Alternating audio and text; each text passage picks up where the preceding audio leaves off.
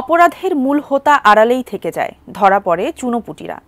আইনের বেড়াজালে জামিনে মুক্তি পেয়ে যায় তারাও।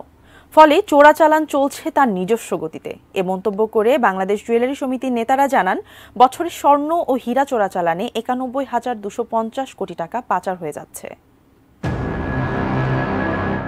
চোরাচালানে বরাবরই ব্যবহার হয়ে আসছে আকাশপথ ও স্থল সীমান্ত। চোরা কারবারিদের নজর থেকে বাদ যায়নি জলপথ। তিন পথেই দৈনিক প্রায় ২২০ কোটি টাকার স্বর্ণের বার ও স্বর্ণের অলংকার চোরাচালানের মাধ্যমে দেশে ঢুকছে।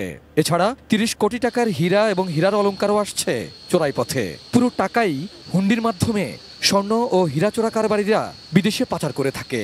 সোমবার রাজধানীর বসুন্ধরা সিটি শপিং কমপ্লেক্সে এক সংবাদ সম্মেলনে এসব তথ্য তুলে ধরেন বাংলাদেশ জুয়েলারি সমিতি বাজুসের নেতারা।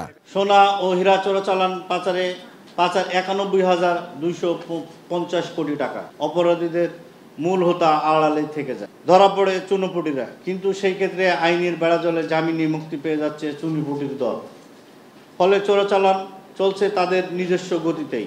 ভারতের সাথে বাংলাদেশের ৩০টি জেলার সীমান্ত।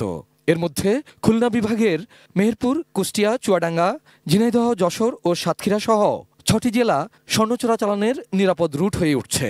বাজুস নেতারা জানান, ভারতে পাচার হওয়া স্বর্ণের বড় একটি অংশ এসব জেলার সীমান্ত ব্যবহার করে পাচার হয়ে থাকে।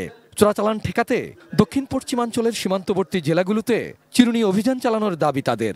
সোনার বাজার অস্থিরতার নৈপথ্যে জড়িত চোরা কারবারিদের বিরুদ্ধে কাস্টম সহ দেশের সকল আইন প্রয়োগকারী সংস্থাসমূহের জোরালো অভিযান ও শাস্তি নিশ্চিত করা প্রয়োজন। হীরা আমদানিতে শুল্ক কর অনেক বেশি।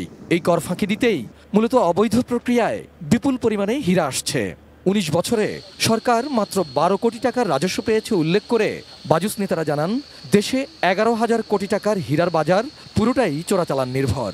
হীরা চোরাচালানে জড়িতদেরও শনাক্ত করার দাবি তাদের। সোনা চোরাচালানের খবর পাওয়া গেল, আমরা হীরা চোরাচালানের খবর না পাওয়া রহস্যজনক।